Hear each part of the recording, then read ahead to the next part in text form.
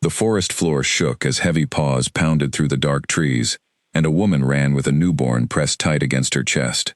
Behind her, torches lit up the night like angry stars, and voices called out orders to search every path leading out of the territory. She did not stop to look back. She could not. The baby in her arms had just opened her eyes for the first time, and already her life was in danger. Claire Marlowe pressed her hand over her daughter's mouth so gently that it barely touched her skin, just enough to keep the tiny whimper from turning into a cry. Somewhere behind them, dogs barked, and men shouted commands. The pack healer, Agnes Fenwick, ran beside her, out of breath, her gray hair falling loose from its knot. "They are close," Agnes whispered. "We cannot go through the front gate. They will see the mark on her the moment the light touches her skin." Claire's husband, Edward, had stayed behind to slow down the search party, pretending he knew nothing about his wife's location. It broke something inside Claire to leave him, but there was no other way. If both parents disappeared at once, suspicion would fall instantly. If only the mother vanished with a sick relative story already prepared, there was a small chance the elders would believe it. The baby stirred again, and this time, a small mark on her shoulder blade caught the moonlight. It shimmered faintly, silver against her skin, shaped like a crescent wrapped around a small flame. Agnes had seen that mark only once before, in an old scroll locked away in the pack archives. It was the mark spoken of in the oldest wolf legends, the one said to belong to the true equal of the Alpha bloodline. A mark that could crown a nobody as the most powerful woman in the entire wolf world, or get her killed before she ever took her first steps. "We have to hide it," Agnes said, "forever, if we must." They reached the edge of the territory, just as the first rays of dawn touched the treetops. A quiet farmhouse waited for them at the border, home to a distant cousin of Claire's who had left the pack many years ago to live among humans. The cousin's name was Margaret Hale, a woman with kind eyes and a stubborn heart, who had once sworn she wanted nothing to do with wolf politics. But when she opened her door and saw the desperate look on Claire's face and the small bundle in her arms, she did not hesitate. "Give her to me," Margaret said. "I will raise her as my own. No one will ever know she is not truly mine." Claire's hands trembled as she placed her daughter into Margaret's arms. She pressed one last kiss to the baby's forehead and whispered a name into her ear, a name that would follow the child for the rest of her life, though she would grow up never fully understanding why it had been chosen. "Ivy," Claire whispered, "because ivy grows even when everyone believes the wall it clings to is already dead." Agnes worked quickly once they were inside the farmhouse. She mixed a rare herb paste and rubbed it gently onto the baby's shoulder blade, dulling the shimmer of the mark until it looked like an ordinary birthmark, faint and unremarkable. It would not remove the mark completely, but it would be enough to fool most eyes, especially eyes that were not looking for it. By the time the sun rose fully over the hills, word had already begun to spread through Moonfire Pack territory. A baby had died during a difficult birth, they said. The child of 2 loyal pack members, gone before she ever had the chance to live. Claire returned home 2 days later, with red eyes and a heart that ached in a way no one but Edward and Agnes would ever understand. She grieved publicly for a daughter the pack believed was buried in the family plot behind their home, when in truth, that small grave held nothing but folded cloth and a lock of dark hair. 16 miles away, across the invisible line that separated wolf territory from the human world, Ivy grew up believing her name was simply Ivy Hale, daughter of a quiet woman who ran a small flower shop in a town most people had never heard of. She never knew about the blood moon, or the mark hidden beneath careful herb paste that Margaret continued to apply every few months, without ever explaining why. She never knew about the parents who watched her from a distance sometimes, disguised in human clothing, standing across the street just to catch a glimpse of her walking home from school. All Ivy knew was that something about her had always felt slightly out of place. She heard sounds long before anyone else in a room noticed them.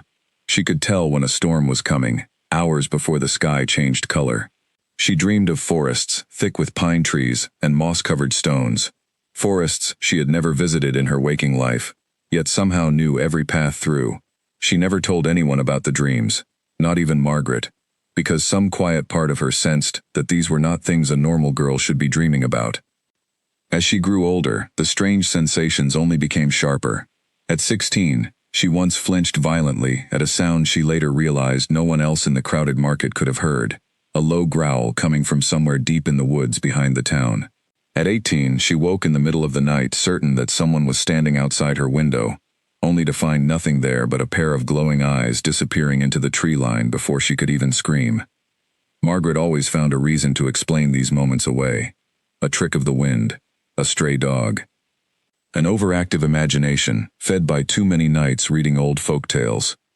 But there were nights when Ivy caught her adopted mother staring out the window, with an expression that looked less like comfort and more like fear, as though she were watching for something specific, something she hoped would never come. What Ivy did not know was that the watchers in the woods were real.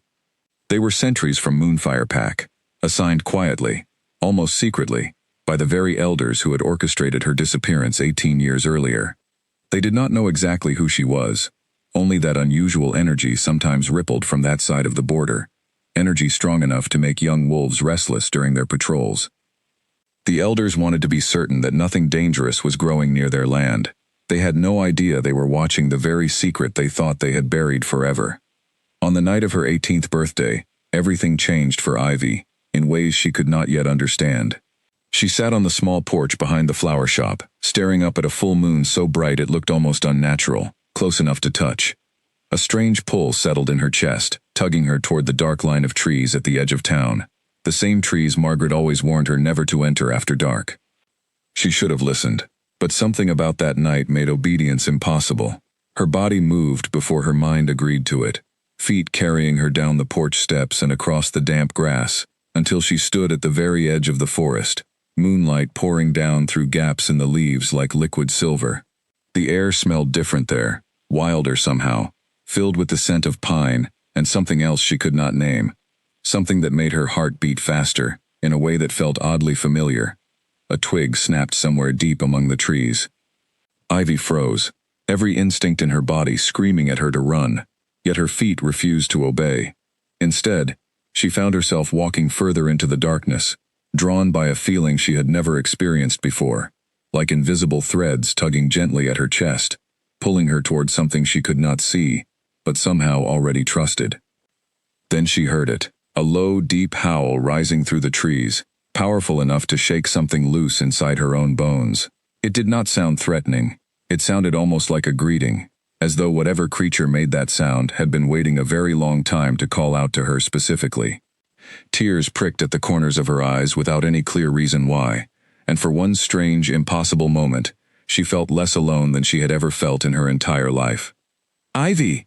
Margaret's voice cut through the night, frantic and sharp, breaking whatever spell had settled over the forest. "Ivy, come back right now." The pull vanished as quickly as it had appeared. Ivy blinked, suddenly aware of how far she had wandered from the house, how the cold night air had raised goosebumps along her arms, how her heart pounded as though she had just run for miles. She turned and hurried back toward the porch light, back toward Margaret's worried face waiting at the edge of the yard. "What were you doing out there?" Margaret demanded, pulling Ivy into a tight hug the moment she was close enough. "You know you are never supposed to go into those woods after dark."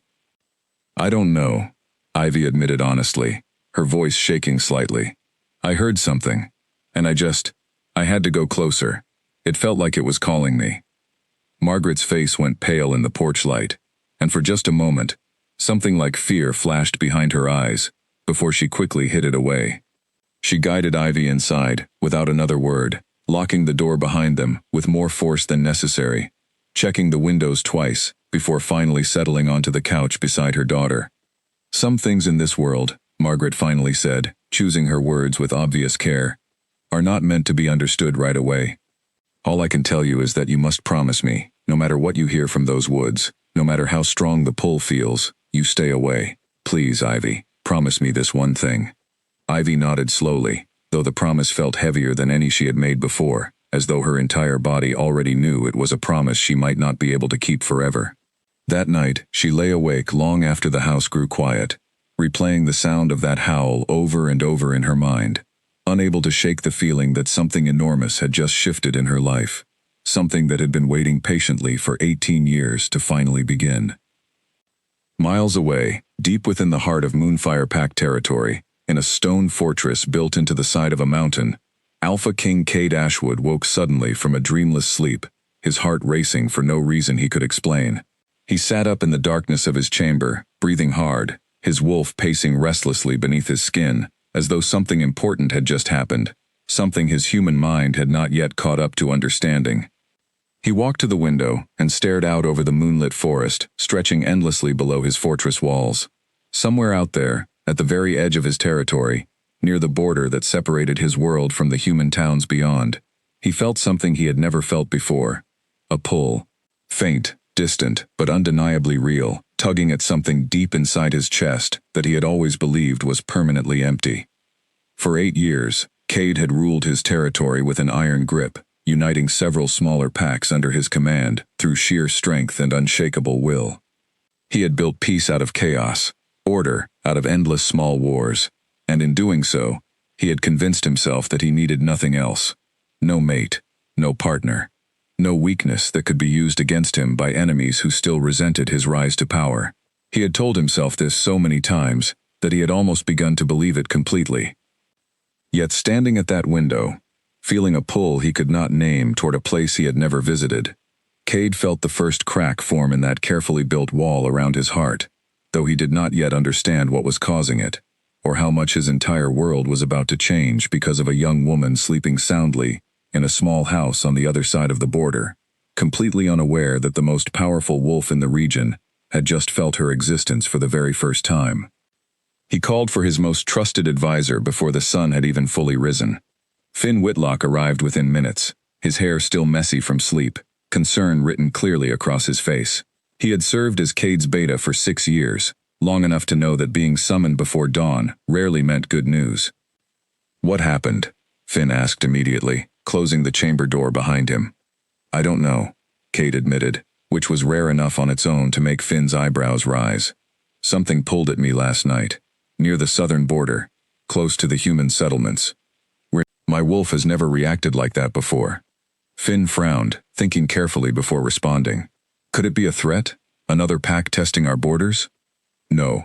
Cade shook his head slowly. "It didn't feel like danger. It felt like—" He paused, searching for words that felt strange, even forming in his mouth. "It felt like something I had been missing, without knowing it was missing." Finn studied his king carefully, understanding, dawning slowly across his features. In all his years serving beside Cade, he had never once heard him speak this way, never seen this particular expression cross his face, somewhere between confusion and something dangerously close to hope. "You think it might be her?" Finn said quietly. "The one the old stories talk about." "I think," Cade said, turning back to the window, "that I need to find out exactly what is happening near that border, and I need to find out soon." Neither of them noticed the quiet servant lingering just outside the chamber door, someone who had overheard enough of the conversation to feel a cold chill settle over her entire body. She was young, newly assigned to the fortress kitchens, but she had grown up hearing whispered stories from her grandmother, stories about a secret buried 18 years earlier by the pack elders, a secret involving a baby who was never truly meant to have died. She said nothing to anyone that morning, but she filed the information away carefully, uncertain yet whether it was a secret worth protecting, or a secret that desperately needed to be told, before it was too late for everyone involved. By midday, word had already begun spreading quietly through certain corners of the fortress that their Alpha King had experienced something unusual during the night, something connected to the southern border. It reached the ears of Elder Grant first, an aging wolf with sharp eyes and a sharper memory, one of the very elders who had helped orchestrate the disappearance of a certain baby nearly 2 decades earlier. Elder Grant felt his blood run cold the moment he heard the rumors. He immediately sought out Elder Corwin, his oldest ally among the council, finding him in the quiet garden behind the meeting hall, where he often spent his mornings tending to herbs used in old healing rituals. "We may have a problem," Grant said without preamble, glancing around to ensure no one else was within hearing distance. Corwin looked up slowly, his expression already tightening with concern. "Tell me, it is not what I think it is." "The king felt something last night," Grant said, his voice barely above a whisper. "Near the southern border. He is already asking questions, already planning to investigate personally." Corwin closed his eyes briefly, Years of carefully maintained secrecy, suddenly feeling far more fragile than either of them had ever wanted to admit. 18 years, he murmured. 18 years we have kept this buried, and now, of all possible moments, his instincts choose to wake at exactly the wrong time. We do not know for certain it is her, Grant said, though his voice carried little real conviction. Do you truly believe in coincidence that strongly? Corwin asked sharply. A pull like that, felt by the king himself, coming from the exact direction we sent that child so many years ago. We need to move carefully, and we need to move quickly, before he finds anything that leads him directly to the truth. Neither elder noticed how their whispered conversation carried further than they realized, drifting on the quiet morning air toward a curious young wolf pruning nearby hedges, someone who would later mention certain strange fragments of overheard conversation to a friend, who would mention it to another friend, until slowly, quietly, the first threads of a long-buried secret began working their way loose after 18 years of careful silence. Back in the human town across the border, Ivy woke that same morning feeling strangely lighter, as though something heavy she had carried her entire life without realizing it had shifted slightly overnight. She dressed quickly, and headed downstairs to help Margaret open the flower shop, pushing aside thoughts of the forest and the howl, and the impossible pull she still could not fully explain.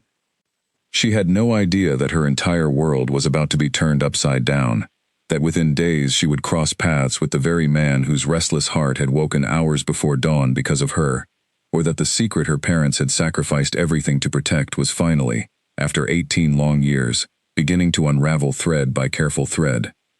For now, she simply arranged flowers in the front window of the shop, humming quietly to herself, unaware that far away, an alpha king stood staring at a map of the southern border, tracing his finger along an invisible line, already planning the first steps of a journey that would change both of their lives forever. Margaret's illness came on faster than anyone expected. It started as a cough that would not go away, then a tiredness that kept her sitting behind the shop counter, instead of moving among the flowers the way she always had. Ivy noticed the change before Margaret ever admitted anything was wrong, the way a daughter notices small shifts in a mother, even when that mother tries her hardest to hide them. By the time Margaret finally agreed to see a doctor, the news was serious enough that Ivy's hands shook as she listened to the diagnosis. There were papers to sign, treatments to arrange, and money to find. More money than the small flower shop could ever provide on its own. Margaret insisted she could manage everything herself, but Ivy refused to sit back and watch the only mother she had ever known struggle alone. There is property, Margaret finally admitted one evening, her voice weak but steady. Land near the border town, left to me by a relative years ago. I never touched it, because of old family complications, but it could be sold. It might be enough to cover what we need. Then I will go, Ivy said immediately. I will handle the paperwork, meet with whoever needs to be met, and get it sold as quickly as possible. Margaret's expression flickered with something Ivy could not quite read, a mixture of pride and fear tangled together so tightly that neither emotion won out completely. That land sits very close to certain territories, Margaret said carefully. Territories I always hoped you would never need to visit.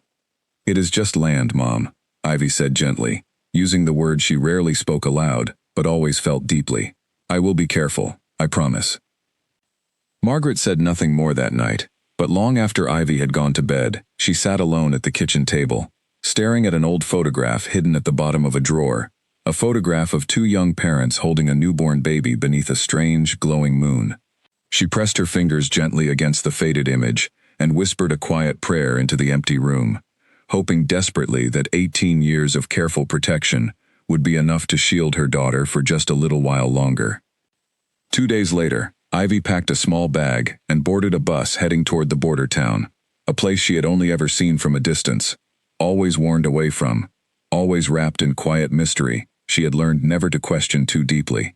As the bus rolled closer to her destination, the landscape outside the window began to shift, houses growing sparser, trees growing taller and thicker, until eventually the town gave way to a wall of deep, ancient forest, stretching endlessly along the horizon. Something about the sight made her chest tighten in a way she recognized instantly, the same pull she had felt standing at the edge of the woods behind her home on the night of her 18th birthday. Only here, so much closer to wherever that pull originated, the feeling was stronger, sharper, almost impossible to ignore.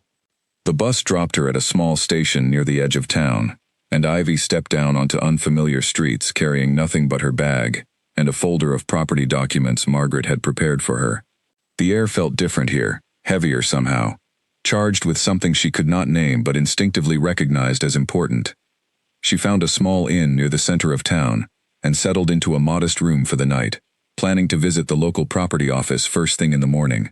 But sleep did not come easily. She lay awake listening to sounds drifting through her open window, distant howls echoing from somewhere deep within the surrounding forest. Sounds that should have frightened her but instead filled her with a strange, quiet comfort she could not explain. The next morning, Ivy dressed carefully and made her way toward the small property office, tucked between a bakery and a hardware store. The town itself felt oddly quiet for mid-morning, shops open but customers scarce, as though everyone had somewhere more important to be. She noticed several people glancing at her as she passed, quick, curious looks that lasted just a moment too long before the strangers looked away. Inside the property office, an older woman named Nora Bellamy greeted her warmly, pulling out old documents and maps to review the land in question. The process moved slowly, filled with signatures and legal explanations Ivy barely understood, but Nora patiently guided her through each step with a kindness that made the unfamiliar process feel slightly less overwhelming. "This land has been empty a long time," Nora mentioned as she stamped another document. "People around here tend to avoid it. Old stories mostly. Nothing to worry about, I'm sure." "What kind of stories?" Ivy asked, curiosity outweighing caution. Nora hesitated, glancing briefly toward the window before answering. "Just old talk about strange lights in the forest at night, sounds that don't quite make sense. Small towns like this one always have stories like that. Pay it no mind." Ivy nodded, though something about Nora's hesitation lingered uncomfortably in her mind long after she left the office. She spent the rest of the morning walking through the small town, buying a warm drink from a corner cafe, watching the ordinary rhythm of daily life unfold around her, while the mysterious forest loomed constantly at the edge of her vision, patient and waiting. By early afternoon, she decided to walk toward the edge of town, simply to see the property in person, before finalizing any paperwork.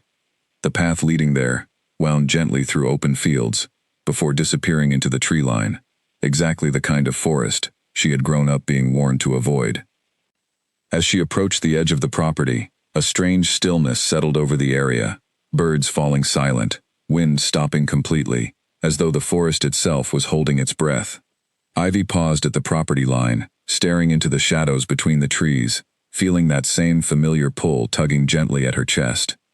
Somewhere deep within Moonfire-packed territory, sentries stationed along the border felt it too, a ripple of unfamiliar energy sliding across their senses like static electricity, powerful enough to make several young wolves shift uneasily on their patrol routes.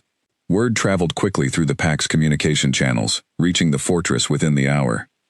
Cade felt it the moment it happened, a sharp, undeniable pull yanking at something deep inside his chest, far stronger than anything he had experienced during his restless night days earlier. He rose immediately from where he had been reviewing reports, his entire body suddenly alert, in a way that startled even his most seasoned guards standing nearby. "Prepare my horse," he ordered, already moving toward the door. "Now." Finn caught up to him quickly, matching his hurried pace down the fortress corridors. "What is it? What happened?" "She's close," Cade said, and though he had no logical way of knowing this, the certainty in his voice left no room for doubt. "Closer than before. I need to see for myself." Finn wanted to argue caution, wanted to suggest sending scouts first, gathering information before their king rode out personally toward an unknown situation near the border. But one look at Cade's expression convinced him that no argument would succeed, not when his king's entire being seemed pulled forward by something far stronger than logic or caution. They rode hard toward the southern border, cutting through familiar forest paths, at a pace that left several guards struggling to keep up. Cade's wolf paced restlessly beneath his skin the entire journey, growing more insistent with every mile that passed, until finally, as they crested a small hill overlooking the human town spread out below, the pull became almost unbearable in its intensity. Ivy, standing at the edge of the property with her hand pressed unconsciously against her own chest, felt something shift in the air around her, subtle but undeniable. as though the entire forest had suddenly become aware of her presence. She turned slowly, scanning the tree line, half expecting to see something impossible standing among the shadows. She saw nothing, but the feeling remained, heavy and electric, following her the entire walk back into town, staying with her long after she returned to her room at the inn that evening, staying with her as she finally drifted into an uneasy sleep, filled with dreams of golden eyes, watching her from somewhere just beyond her reach. Cade did not approach the town that day. He stood at the edge of the forest for nearly an hour, staring down at the small collection of buildings below, his wolf howling silently within him, desperate and confused by a pull it could not yet fully understand. Finn watched his king carefully, noticing the way his hands trembled slightly, the way his jaw clenched tight against emotions he clearly struggled to control. "We should return," Finn finally said gently. "Whatever this is, we need more information before acting rashly." Cade nodded slowly, though every instinct in his body screamed against turning away.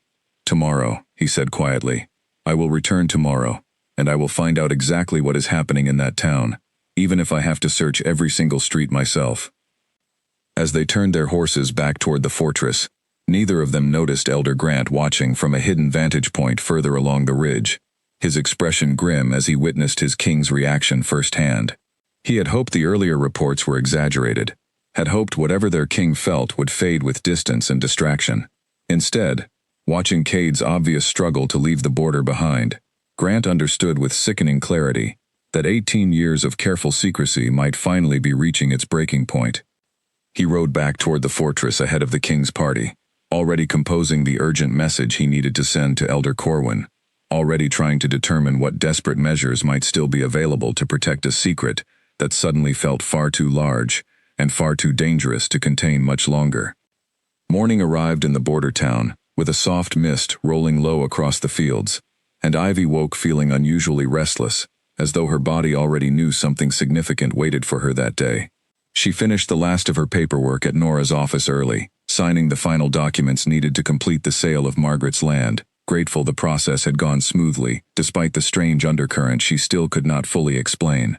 With the paperwork finished, she decided to explore the town a little, before catching the afternoon bus home.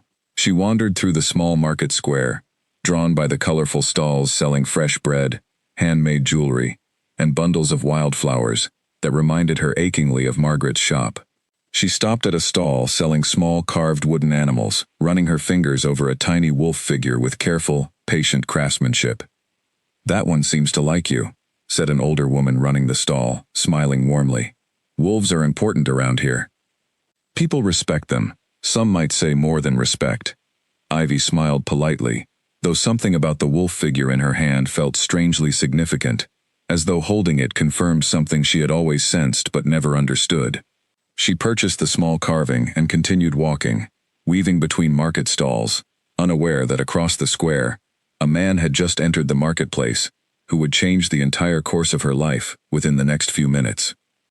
Cade had returned to the border exactly as he promised, dressed in simple clothing that gave no hint of his true identity, blending as best he could among the human crowd despite his obvious height and the quiet authority radiating naturally from his posture.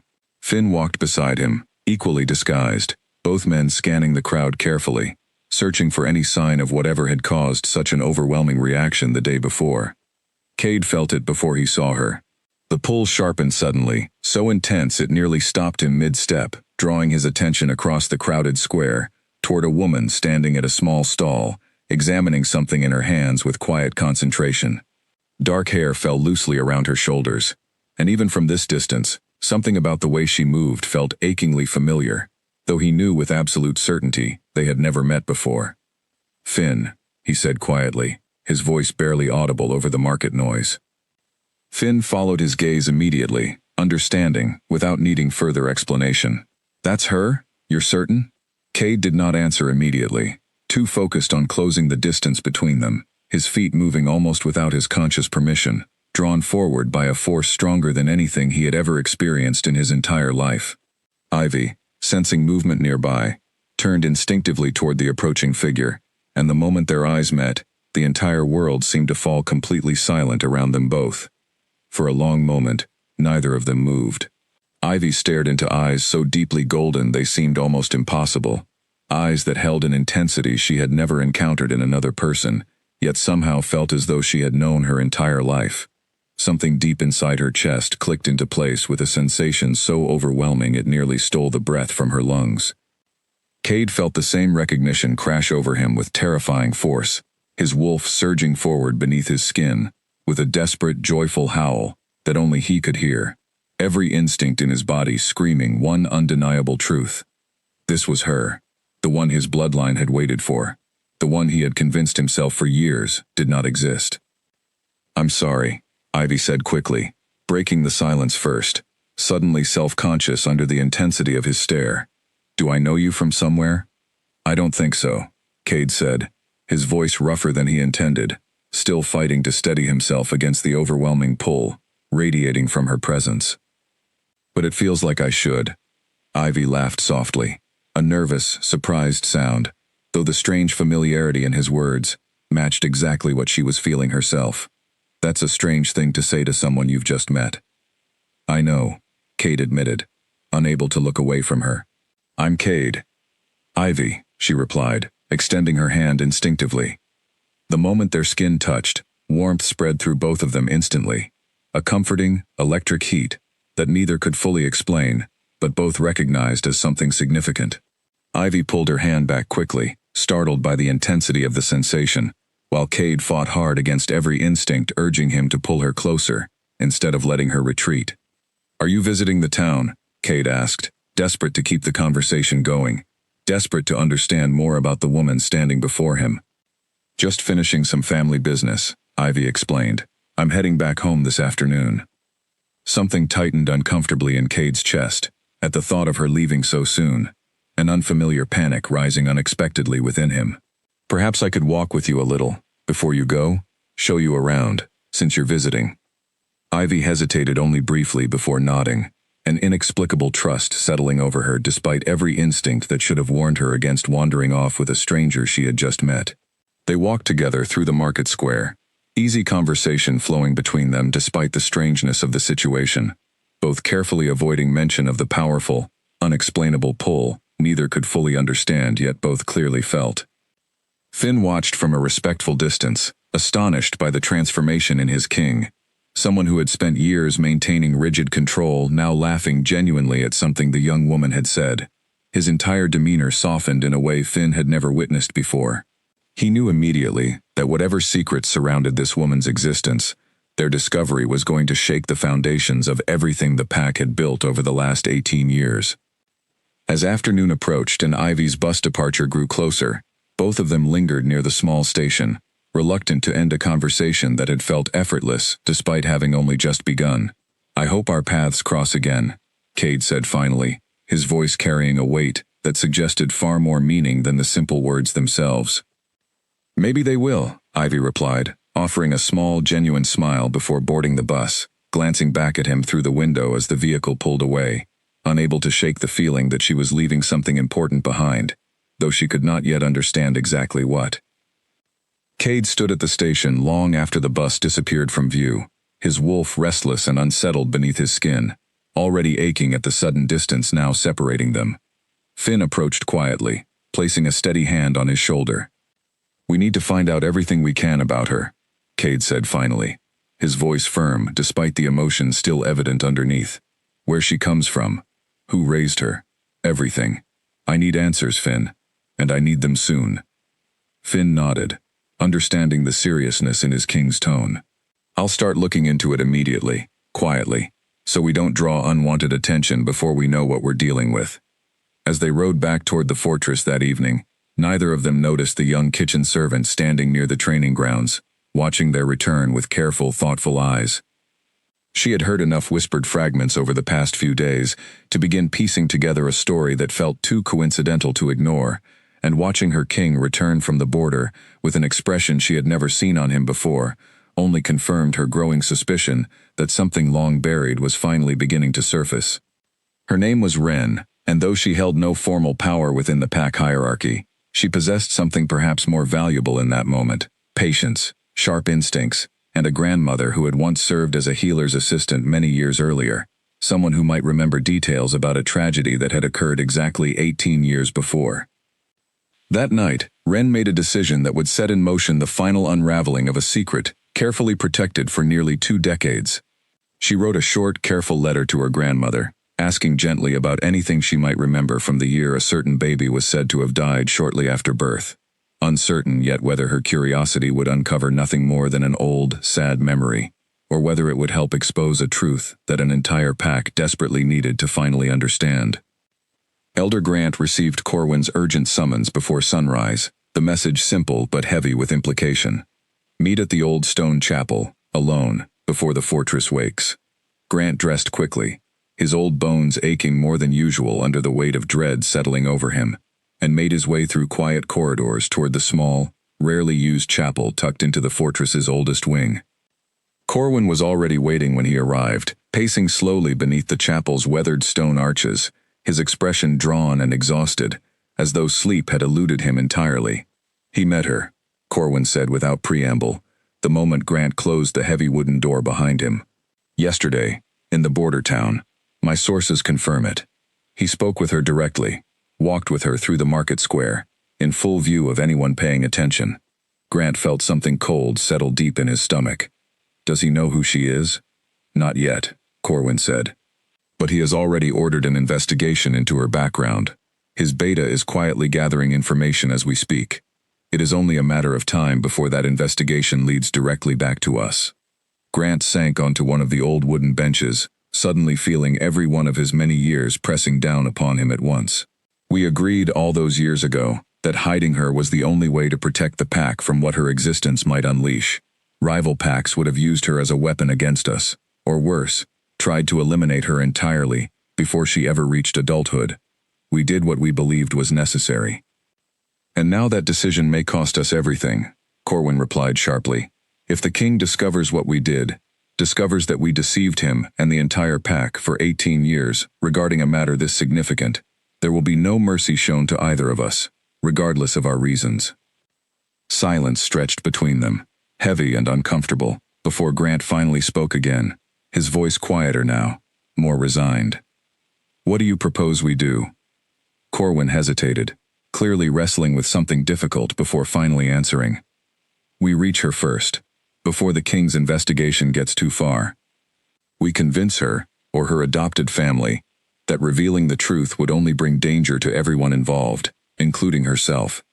If she disappears again, quietly, permanently this time, perhaps to somewhere even further away, the king's obsession may eventually fade, given enough time and distance. Grant's eyes widened at the implication behind Corwin's carefully chosen words. You want to send her away again? After everything her parents sacrificed to protect her, after everything we already put that family through?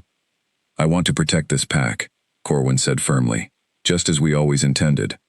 Sometimes protection requires difficult choices, choices that feel unkind in the moment, but prevent far greater harm in the long run. Grant said nothing further, though doubt had clearly taken root somewhere deep within him, a doubt he had not felt so strongly in all the years since they first made their original difficult decision. He left the chapel troubled, uncertain whether continuing down this path represented true protection or simply another layer of harm, added to a situation already burdened with far too much deception. Meanwhile, across the fortress, Finn had spent the entire morning quietly gathering whatever information he could find regarding events from 18 years earlier. Old records proved frustratingly incomplete, several pages from the birth registry mysteriously missing entirely, replaced instead by vague notations that raised more questions than they answered. He eventually sought out one of the oldest surviving pack healers, a frail woman named Agnes Fenwick who had long since retired from active duties, hoping her memory might fill in gaps the official records had conveniently left empty. Agnes received him cautiously, in her small cottage near the fortress gardens, her sharp eyes studying him carefully before allowing him inside. You're asking about old history, she observed once he explained his purpose. History. Some people worked very hard to bury. I'm not trying to cause trouble, Finn assured her gently. I only want the truth. Something significant happened 18 years ago, and it seems directly connected to a woman our king recently encountered near the southern border.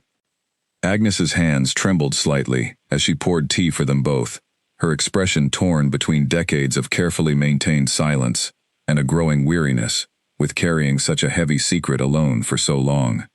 There was a child, she finally admitted, her voice barely above a whisper. Born under unusual circumstances, marked in a way that made certain elders deeply afraid. We were told the child had died, but the truth was far different. She was hidden away, sent beyond our borders, raised entirely apart from everything and everyone she should have known. Finn's breath caught sharply. You helped hide her? I helped save her, Agnes corrected firmly, though guilt clearly weighed heavily behind her words. Her mark, the one she carried, matched descriptions from the oldest legends passed down through generations. Legends about a woman destined to stand as equal beside the most powerful bloodline our pack has ever produced. Certain elders believed that mark made her far too dangerous to remain among us, fearing rival packs would either try to control her or destroy her outright. Where is she now? Finn asked urgently. Do you know? Agnes hesitated for a long moment before finally answering. I do not know her current location. But I know the family who raised her, and I know they lived somewhere beyond the southern border, close enough that occasional sightings were reported over the years, though nothing conclusive enough to prove her survival until now, apparently. Finn thanked her gratefully and hurried back toward the fortress, his mind racing through the implications of everything he had just learned. If Ivy truly carried the mark Agnes described, everything suddenly made perfect sense. Cade's overwhelming reaction, the powerful pull neither of them could explain, all of it pointing toward one undeniable conclusion that would completely upend everything the pack believed about their king's future and the prophecy surrounding his bloodline. He found Cade in his private study, reviewing Border Patrol reports with visible distraction, clearly still preoccupied with thoughts of the woman he had met the previous day. Finn closed the door carefully behind him before speaking. I found something, Finn said. Something significant. 18 years ago, a child was born within our pack, marked with symbols matching the old legends about your destined equal. The official records claim she died shortly after birth, but that story appears to have been fabricated to hide the truth.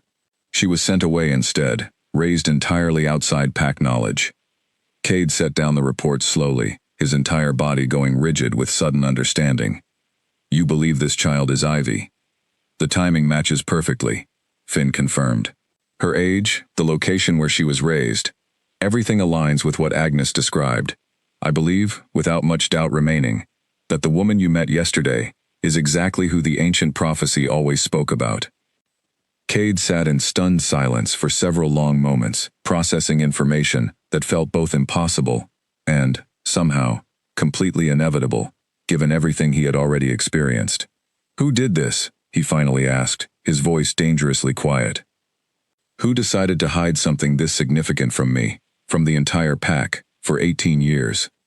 I don't know for certain yet, Finn admitted. But given how carefully this was concealed, it likely involved several senior elders, individuals with enough authority to alter official records and orchestrate something this elaborate. Something dark and dangerous flickered behind Cade's golden eyes, an anger, unlike anything Finn had witnessed from his king in years. Find out exactly who was responsible, Cade said firmly, quietly. For now, I want names before I confront anyone directly. And Finn, find a way to reach Ivy again.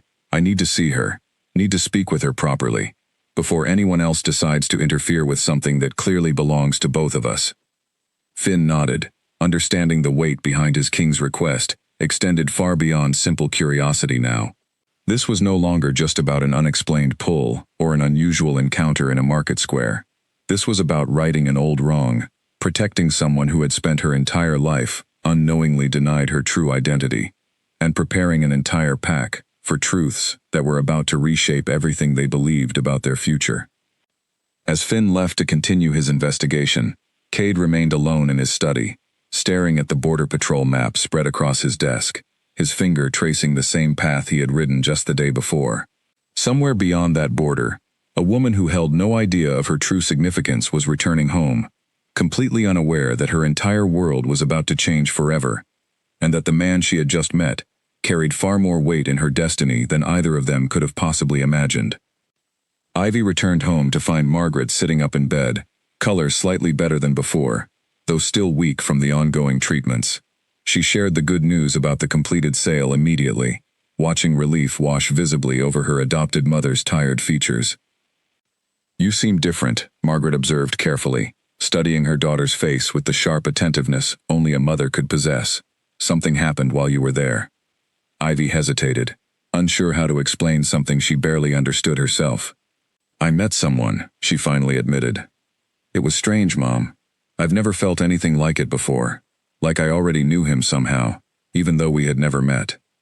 Margaret's expression shifted subtly, concern flickering briefly across her tired features, before she carefully composed herself again. "What was his name?" "Cade," Ivy said, and something about speaking the name aloud sent a small, warm shiver through her chest. Margaret's breath caught almost imperceptibly, though she quickly disguised it as a simple cough. "That's an unusual name," she said carefully, her voice steady despite the sudden tension gripping her shoulders. "Did he say where he was from?" "Somewhere near the border," Ivy replied, missing the way Margaret's hands tightened slightly against the blanket covering her lap. "He didn't say much about himself, honestly. We mostly just talked about ordinary things, but it felt significant, somehow, in a way I can't fully explain." Margaret forced a small smile, though worry clearly churned beneath her calm exterior. "Well, I'm glad you had a pleasant encounter. Just be careful, sweetheart. Strangers aren't always exactly what they seem." Ivy laughed softly, unaware of the deeper warning hidden within her mother's careful words. "I think you worry too much sometimes." "Maybe," Margaret admitted quietly. "Or maybe I simply love you enough to worry exactly the right amount." That night, after Ivy had gone to bed, Margaret lay awake staring at the ceiling, her mind racing through possibilities she desperately hoped were nothing more than coincidence. Cade was not an uncommon name among wolf packs, she reminded herself firmly. There was no reason to assume her daughter had crossed paths with anyone significant. No reason to believe 18 years of careful protection was suddenly unraveling because of one chance encounter in a small border town market. Yet despite her attempts at reassurance, an old, familiar fear settled deep in her chest, one she had not felt this strongly since the night she first took a frightened newborn into her arms and promised to protect her no matter the cost. 3 days passed uneventfully, Ivy returning to her normal routine at the flower shop, while Margaret slowly continued recovering under proper medical care. But on the 4th evening, as Ivy closed the shop and prepared to walk home through the quiet streets, she noticed a car parked across the road that she did not recognize. Sleek and dark, clearly out of place among the modest vehicles typically found in their small town. A man stepped out as she approached, tall and composed, wearing a suit that looked entirely too formal for their humble surroundings. "Miss Ivy Hale?" he asked politely, though something guarded lingered behind his careful expression. "Yes?" Ivy replied cautiously, instinct immediately putting her slightly on edge. "My name is Owen," the man said. "I work for someone who would very much like to speak with you regarding a matter of some importance. He's asked me to extend an invitation for you to visit him, at your earliest convenience." "Who exactly are we talking about?" Ivy asked, suspicion clear in her voice. Owen hesitated slightly before answering. "Cade Ashwood." Ivy's heart leapt unexpectedly at the familiar name, surprise and curiosity momentarily overtaking her earlier caution. "He sent you here? Just to invite me somewhere?" "He was quite insistent," Owen admitted, a small, knowing smile briefly crossing his features. "He mentioned meeting you recently, and expressed a strong desire to continue that acquaintance properly." Ivy considered the strange situation carefully, torn between excitement at the prospect of seeing Cade again, and lingering unease about the sudden formality surrounding what had felt, until now, like a simple chance encounter. "I'll need to speak with my mother first," she finally said, "and I have responsibilities here I can't simply abandon." "Of course," Owen said understandingly. "Take whatever time you need. I'll wait here until you're ready to give me an answer." Ivy hurried home, finding Margaret sitting in the small living room, immediately noticing the troubled expression clouding her daughter's usually calm features. "What happened?" Margaret asked, setting aside the book she had been reading. "Someone came to see me," Ivy explained, still slightly breathless from her hurried walk. "Sent by Cade, the man I met near the border. He wants me to visit him properly, wherever he lives." Margaret went very still, her earlier fears suddenly crystallizing into something far more concrete and immediate. Did this messenger say anything else? Where exactly does this man live? I don't know exactly, Ivy admitted. Somewhere connected to the border area, I assume, since that's where we met. Margaret closed her eyes briefly, gathering whatever strength remained after days of illness and exhaustion, understanding, with sudden, painful clarity, that whatever she had hoped to prevent was already unfolding, regardless of her efforts. Ivy, she said carefully, there are things about your past I have never told you, things I believed would keep you safer, left unspoken, but I think, given everything happening now, it might finally be time for you to understand certain truths. Ivy sat down slowly beside her mother, sensing the seriousness weighing heavily in the room. What kind of truths? Margaret took a steadying breath, years of careful secrecy suddenly feeling impossible to maintain any longer under the weight of what was clearly already in motion. You were not born the way I always told you, she began quietly. I am not your biological mother, sweetheart. I took you in as a baby, under circumstances far more complicated and dangerous than anything I ever wanted you to have to face. Ivy stared at her, shock rendering her momentarily speechless, questions crowding urgently behind her lips even as she struggled to process what she was hearing. Complicated how? Dangerous why? Your birth parents belonged to a wolf pack, Margaret continued carefully, watching her daughter's expression shift from shock toward something closer to dawning, disbelieving understanding. You were born carrying a mark, an unusual mark that certain powerful individuals within that pack feared greatly. To protect you, your parents made an impossible choice, faking your death and sending you away to be raised safely among humans, far from anyone who might use that mark against you. Ivy's hand rose instinctively toward her own shoulder, toward a faint, unusual birthmark she had carried her entire life without ever questioning its origin. This mark, she whispered, is that why I've always felt so different? Why I hear things, sense things, dream about places I've never actually visited? Margaret nodded slowly. You carry wolf blood, Ivy, powerful wolf blood, tied to an old legend that apparently made your existence dangerous enough to warrant your parents' desperate sacrifice.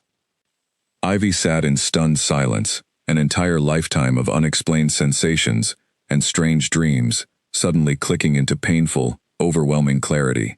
And Cade, she finally said quietly, connecting pieces together with dawning horror. He's part of this same pack, isn't he? That's why meeting him felt the way it did. I believe so, Margaret admitted softly. Which is exactly why I'm frightened for you now, sweetheart. If he has discovered who you truly are, it likely means certain dangerous truths are already beginning to surface, truths that could put you directly in harm's way. Ivy sat quietly for a long moment, processing everything she had just learned, feeling simultaneously overwhelmed and, strangely, more complete than she had ever felt before in her entire life. Despite the danger Margaret clearly feared, Ivy found herself unable to shake a quiet, persistent certainty settling deep within her chest. I need to go, she finally said, meeting Margaret's worried gaze with newfound resolve. I need to understand exactly who I am, Mom, even if it's frightening. I can't keep living my life not knowing the truth about myself.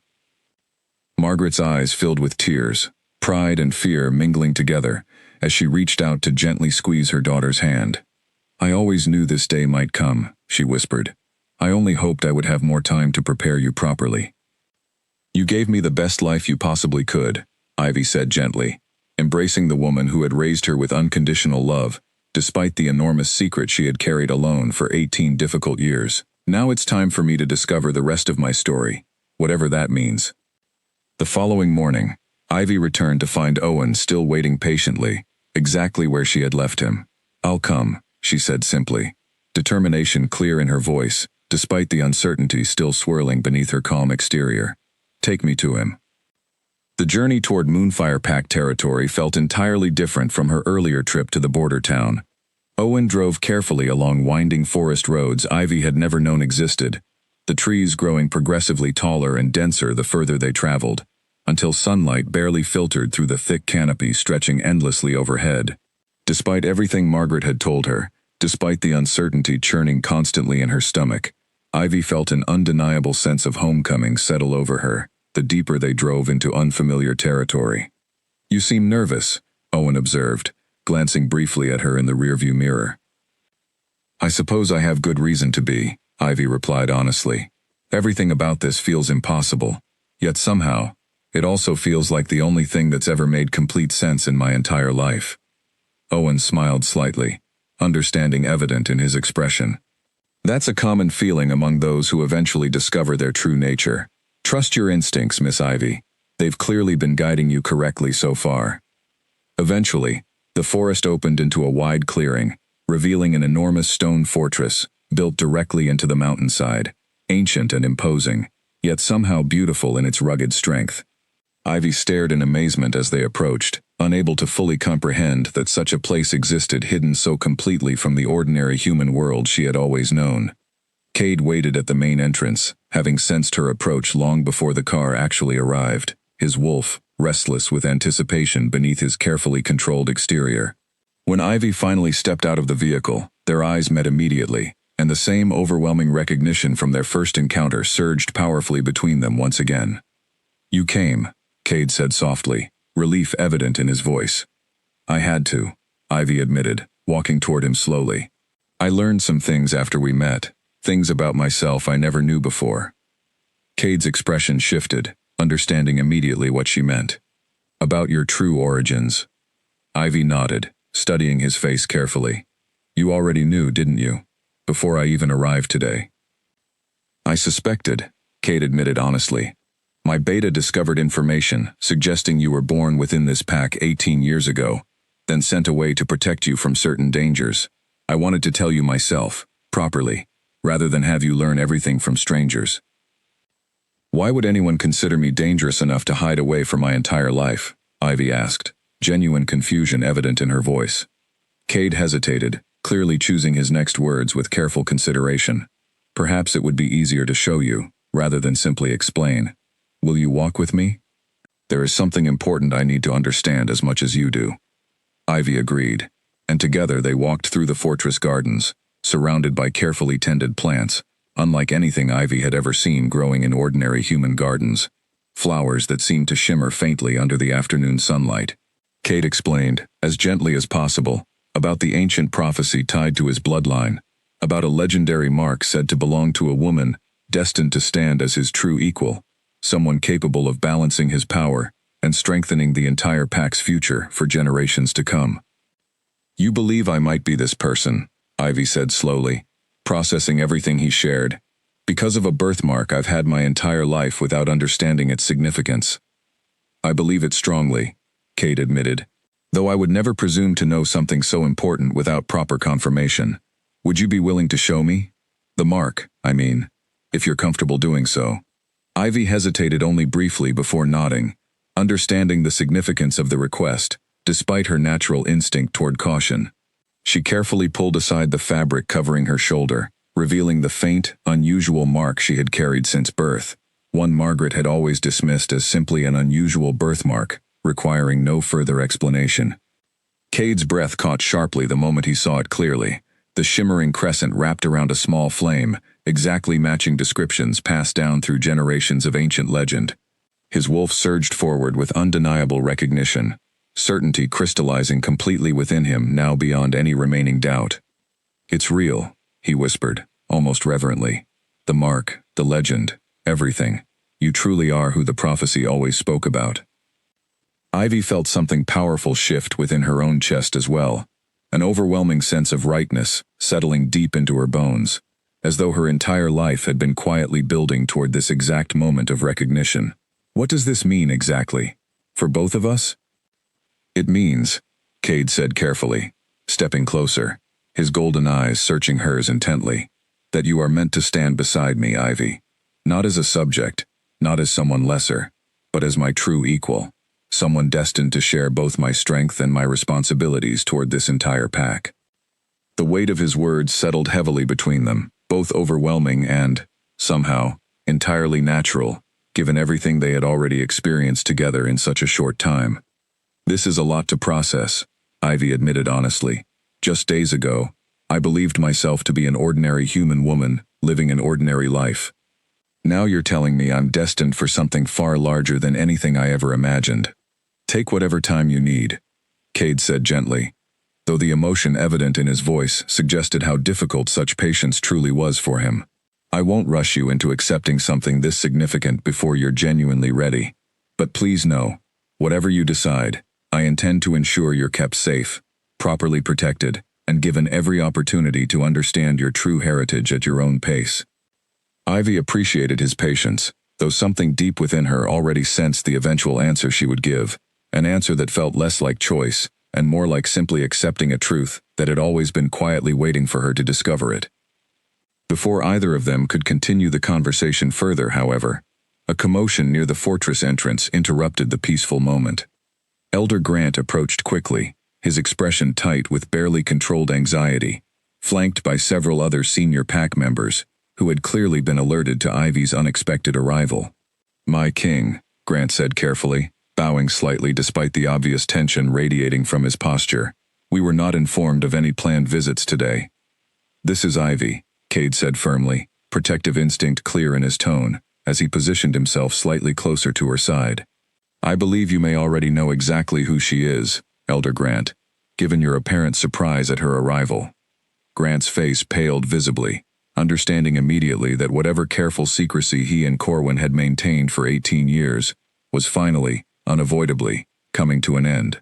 "My king," he began carefully, "there are matters regarding her origin that require careful, private discussion, matters involving decisions made long ago, for reasons that seemed necessary at the time."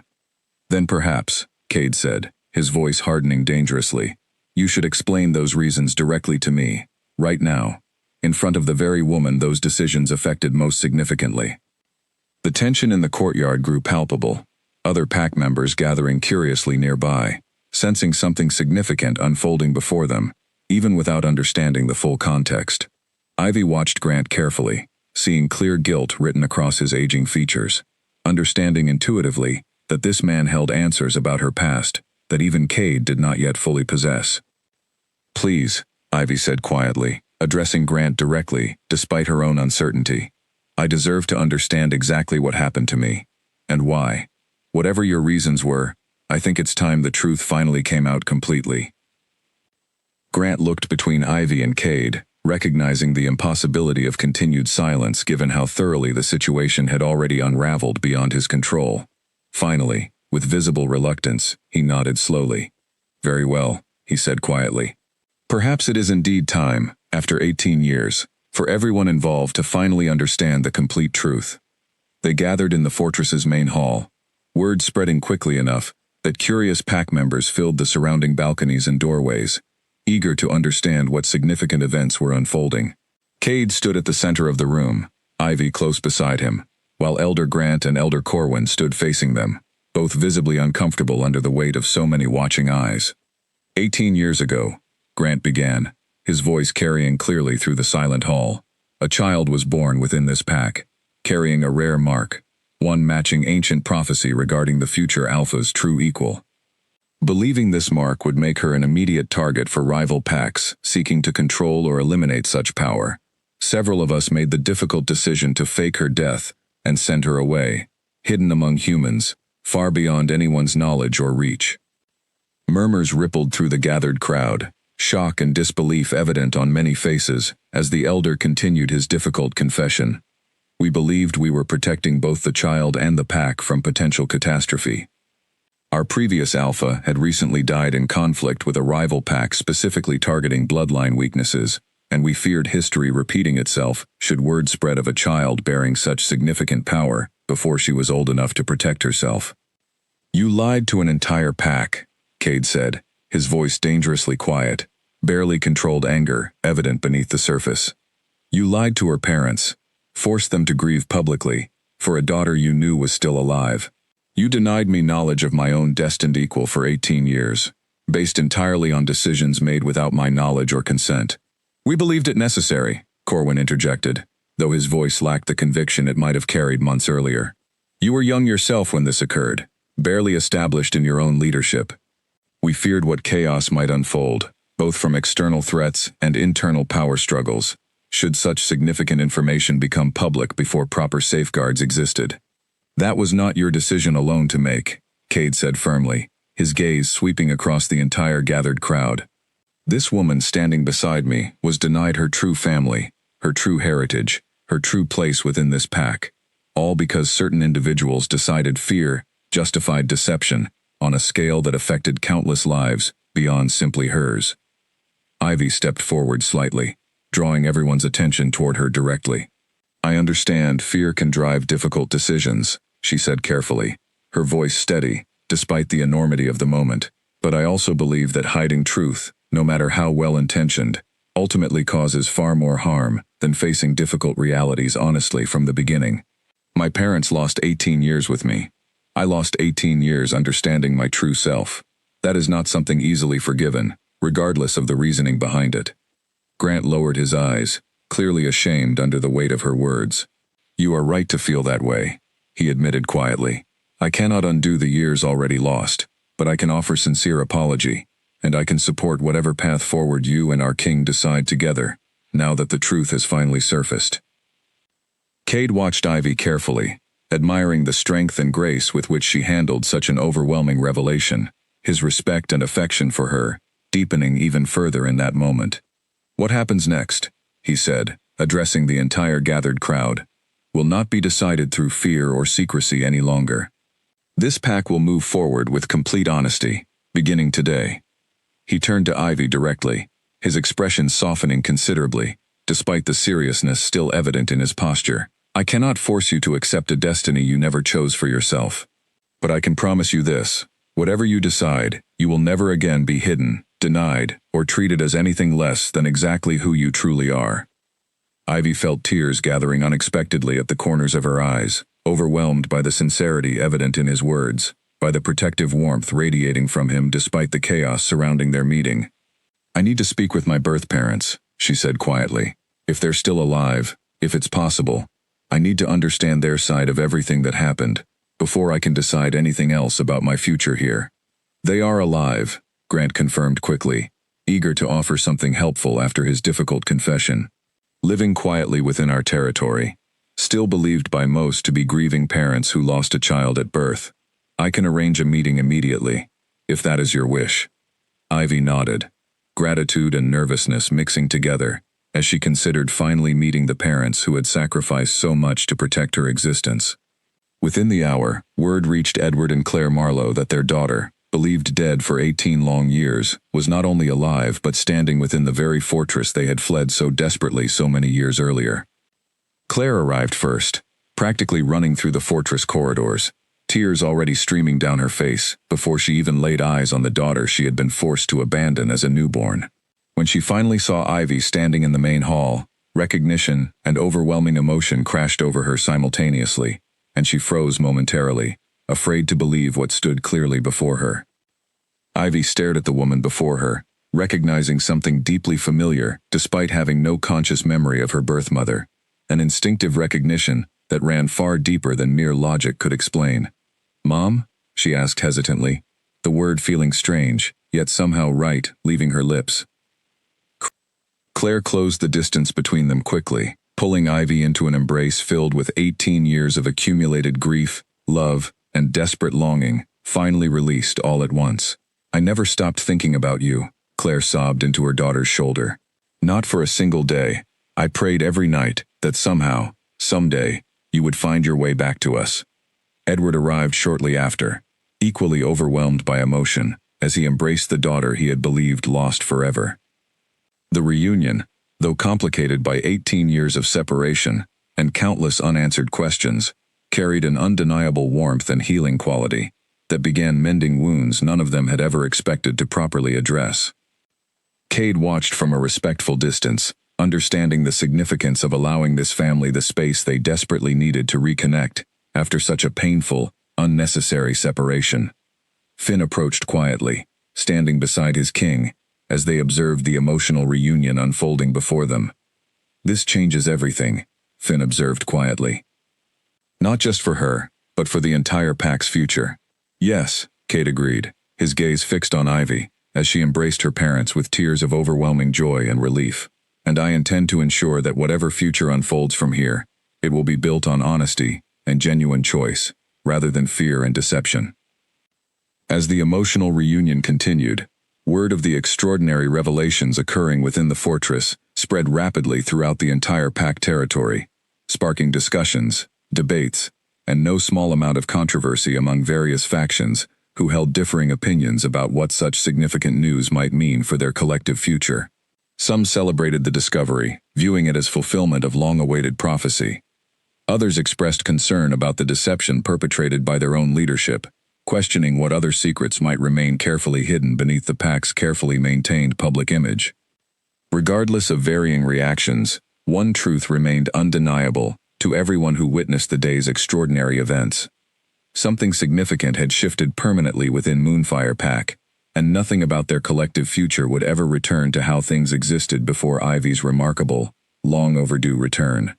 In the days that followed, Ivy remained within the fortress, slowly adjusting to a world that felt simultaneously foreign and deeply, instinctively familiar.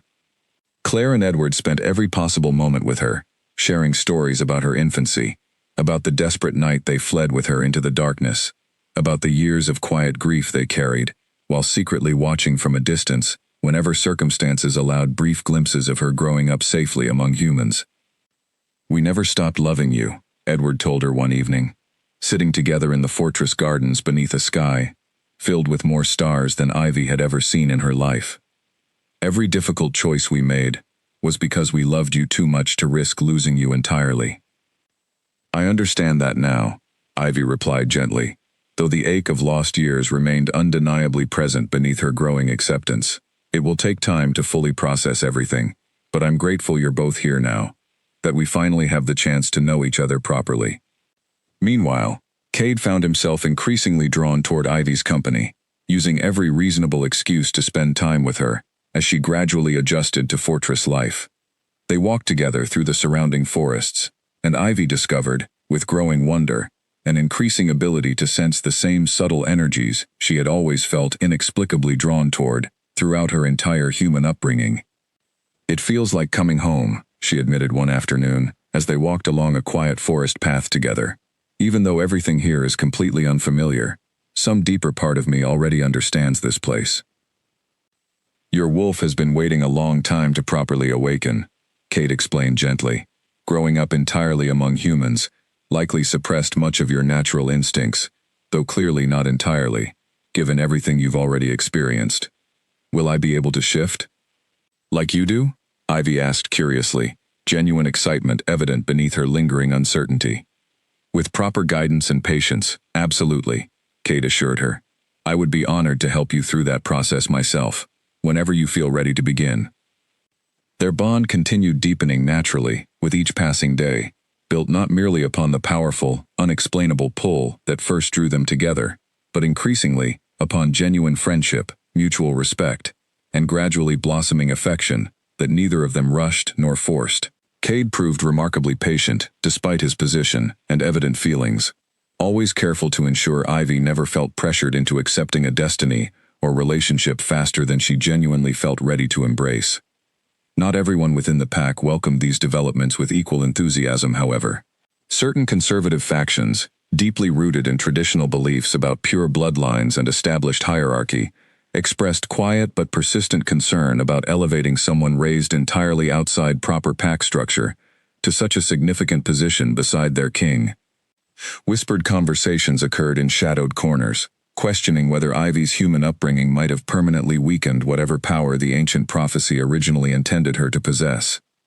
Elder Grant, seeking redemption for his role in the original deception, worked diligently behind the scenes to address these concerns directly, speaking openly with skeptical pack members about the circumstances surrounding Ivy's disappearance and eventual return.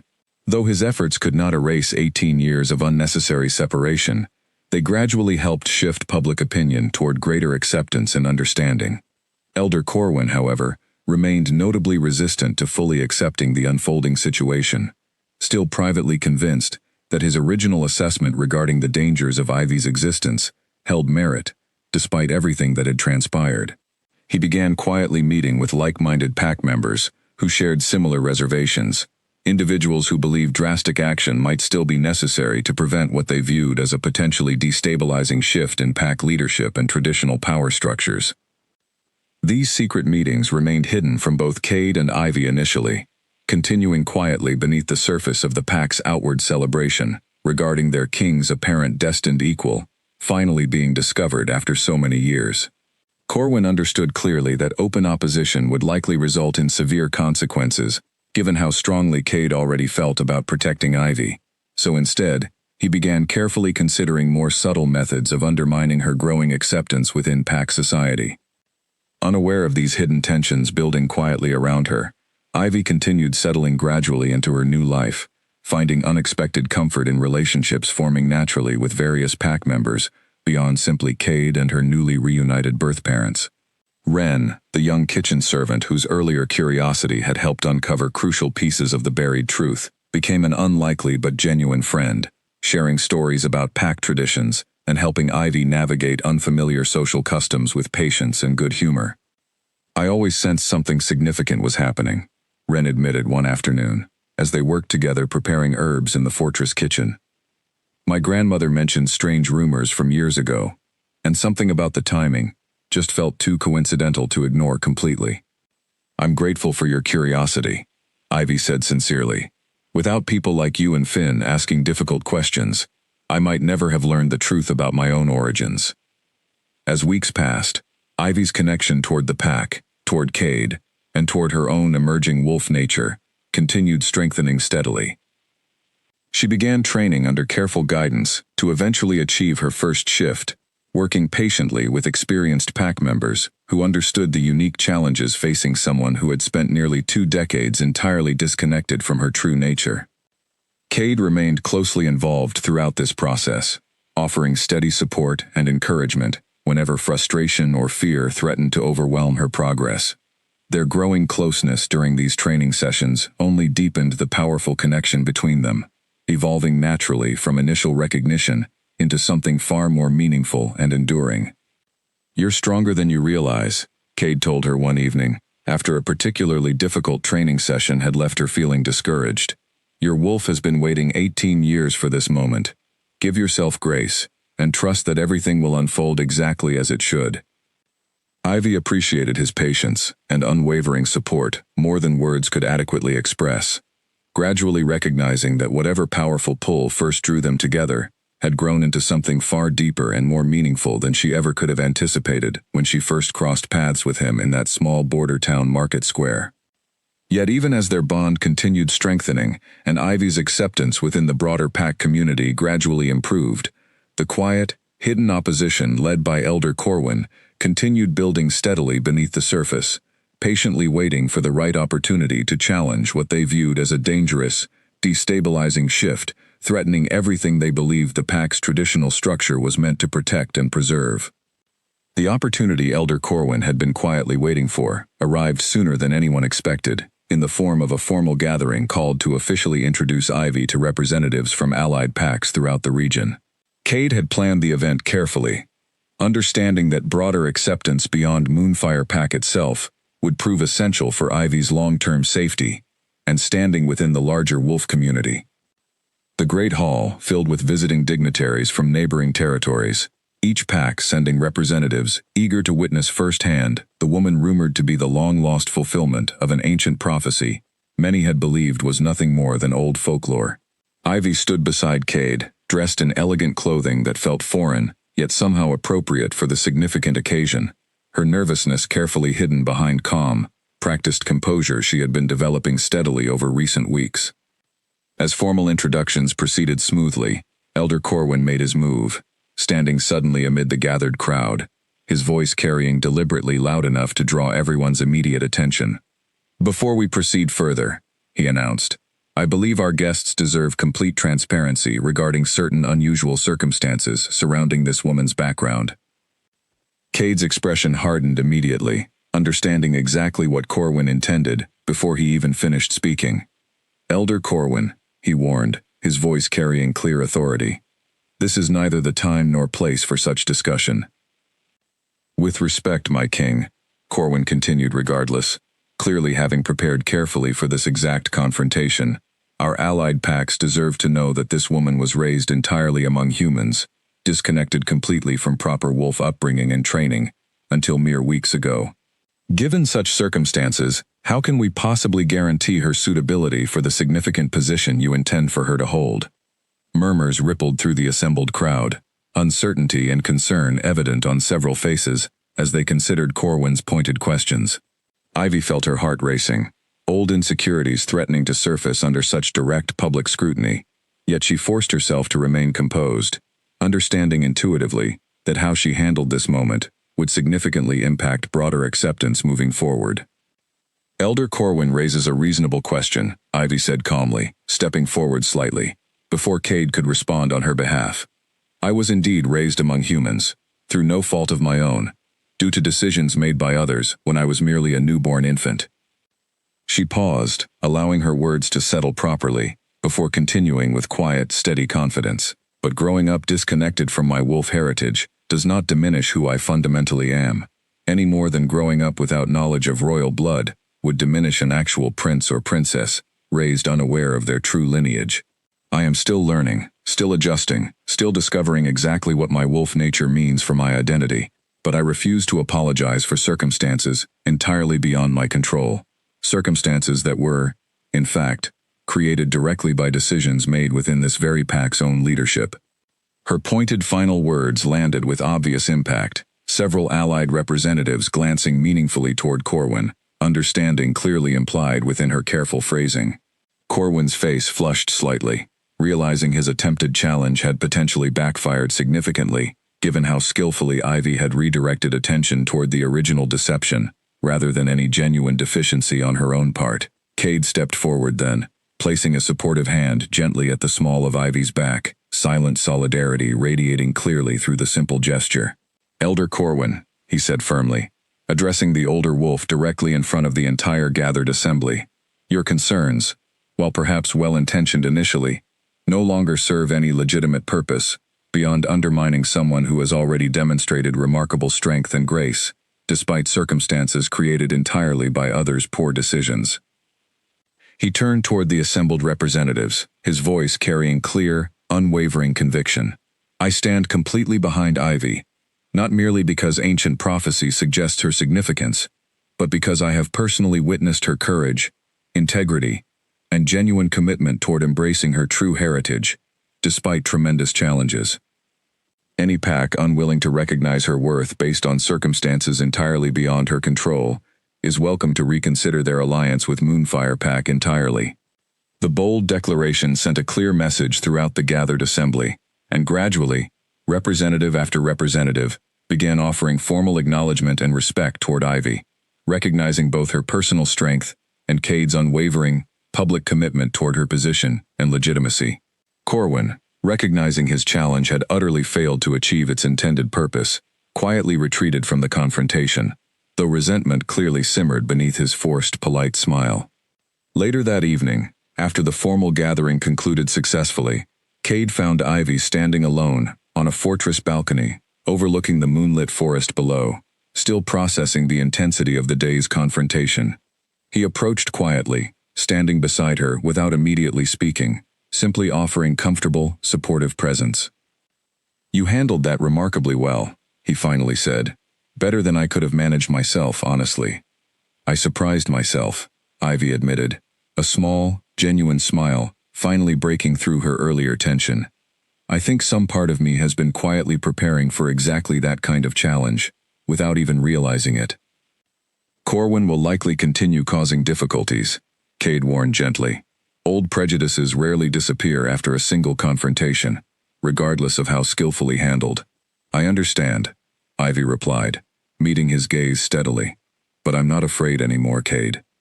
Not of him, and not of whatever challenges still lie ahead. I finally understand exactly who I am, and I refuse to let anyone convince me otherwise. Something warm and deeply proud flickered behind Cade's golden eyes as he studied her, admiration clear beneath his usual careful composure. You truly are everything the old legends promised, he said softly, and so much more besides. The moment stretched between them, charged with unspoken emotion that had been steadily building since their very first encounter weeks earlier. Slowly, giving her ample opportunity to step away if she wished, Cade leaned closer, and when Ivy did not retreat, their lips finally met in a gentle, tender kiss that felt like the natural culmination of everything drawing them together since that very first moment in the border town marketplace. When they finally separated, both slightly breathless, Ivy smiled softly up at him. "I think," she said quietly, "that I'm finally ready to fully accept everything this new life is offering me, including you." Cade's answering smile held more genuine happiness than Finn, watching quietly from a respectful distance nearby, had ever witnessed from his king throughout their many years of friendship and service together. Whatever challenges still remained ahead, both the personal and the political, it was abundantly clear to everyone who witnessed that tender moment that Cade and Ivy's future together was no longer merely prophecy or possibility, but an undeniable, steadily strengthening reality neither of them intended to let slip away. Despite the public setback he suffered during the formal gathering, Elder Corwin refused to abandon his conviction that Ivy's rise represented a genuine threat to the pack's traditional stability.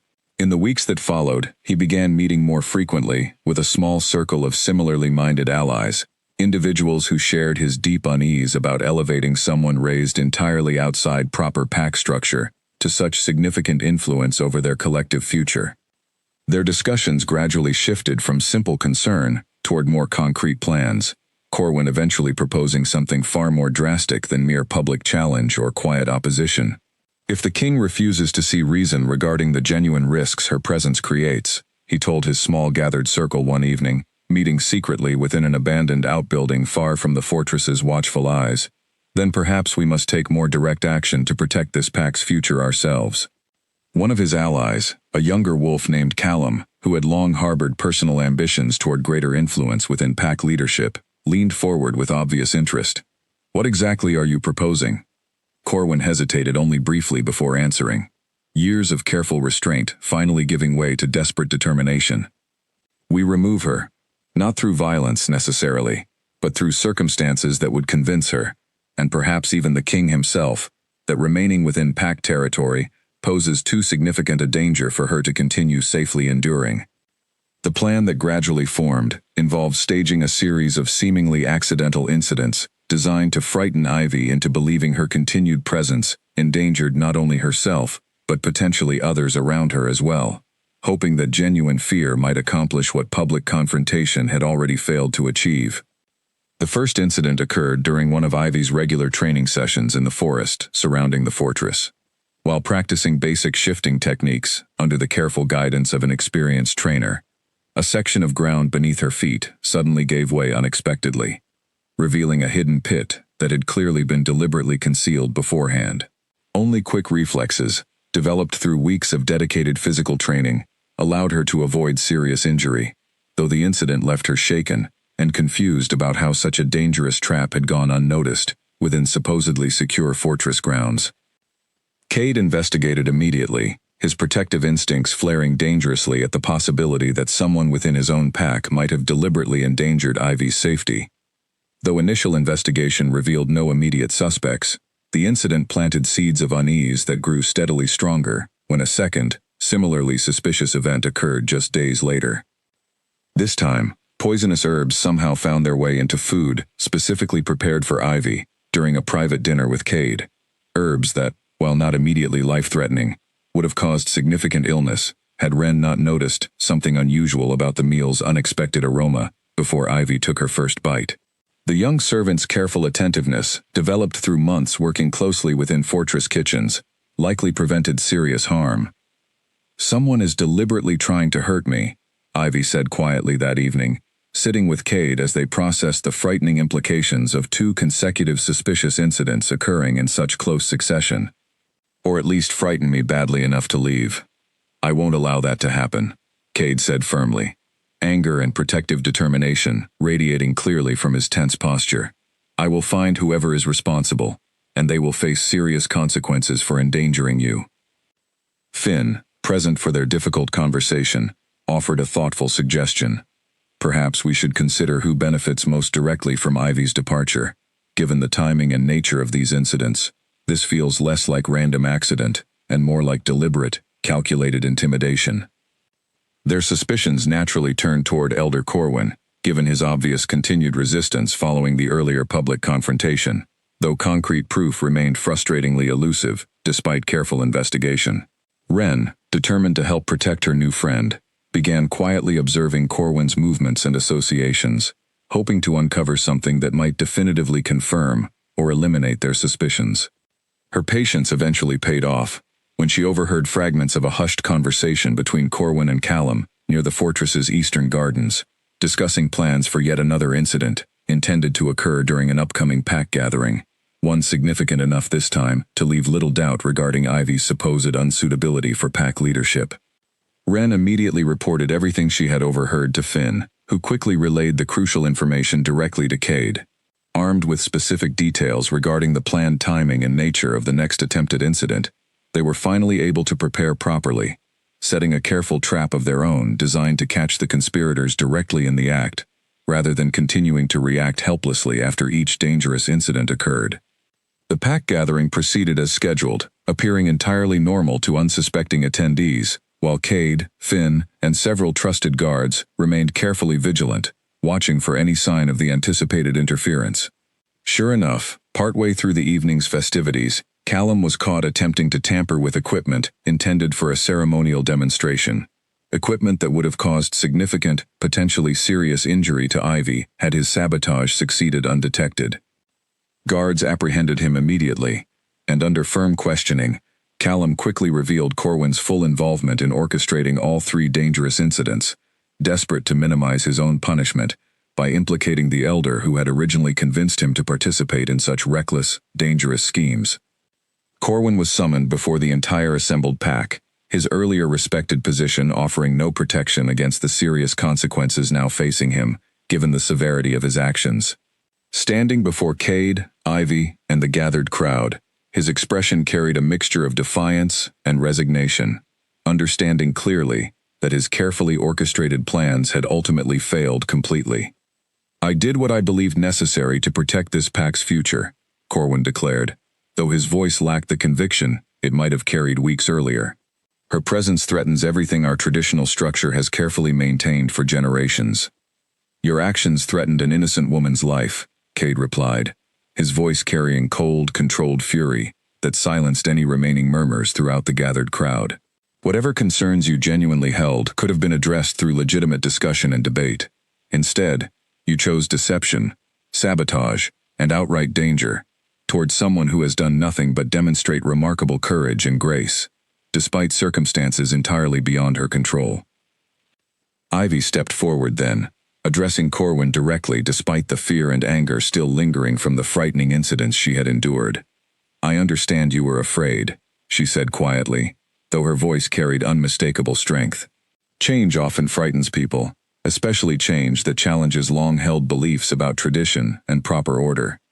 But fear never justifies deliberately endangering another person's safety, regardless of how strongly you believe your cause to be righteous." Cade formally stripped Corwin of his position within pack leadership, exiling him from Moonfire territory entirely, while Callum faced similarly serious consequences for his direct participation in the dangerous schemes. The pack watched the entire proceeding with a mixture of shock and, gradually, growing respect for how both their king and his destined equal handled such a serious betrayal with firm justice, tempered by genuine understanding regarding the underlying fears that had driven such desperate actions. As the difficult proceedings finally concluded, Ivy felt an unexpected sense of relief wash over her, not merely because the immediate danger had passed, but because she had proven to herself, and to the entire watching pack, that she possessed exactly the strength and wisdom necessary to navigate even the most challenging circumstances with grace and unwavering integrity. Cade watched her with undisguised pride and admiration as the crowd slowly dispersed, understanding with complete certainty that whatever remaining challenges the future might hold, they would face them together, as true equals, exactly as ancient prophecy had always promised they eventually would. With Corwin's betrayal fully exposed and properly addressed, a renewed sense of unity and purpose settled over Moonfire Pack in the weeks that followed.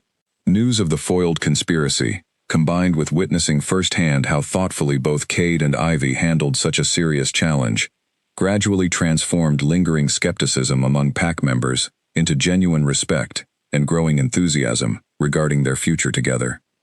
Ivy's training continued progressing steadily, and one crisp autumn evening, Surrounded by supportive pack members and guided patiently by Cade himself, she finally achieved her very first successful shift. The transformation felt simultaneously overwhelming and profoundly natural, as though her body had simply been waiting 18 long years for permission to finally become fully, completely herself. Standing afterward in her wolf form for the first time, silver fur catching moonlight beautifully across the fortress grounds, Ivy felt an indescribable sense of completion settle deeply into her bones. Cade shifted alongside her, his own magnificent form radiating quiet pride and joy, as they explored the surrounding forest together, as equals in every possible sense. When they eventually returned to human form, breathless and exhilarated from their shared run through moonlit trees, Cade turned to her with an expression carrying more vulnerability than she had ever witnessed from him previously. "Ivy," he said softly, "I know we have only truly known each other a relatively short time, considering everything that eventually brought us together, but I have never felt anything approaching what I feel toward you, and I don't believe I ever will again with anyone else." Ivy's heart raced, understanding intuitively the significance behind his careful words. "What are you asking exactly?" Cade knelt slowly before her, producing a simple yet beautifully crafted ring from within his jacket, one clearly designed with the same crescent and flame symbol matching her own birthmark, representing their shared destiny according to ancient legend.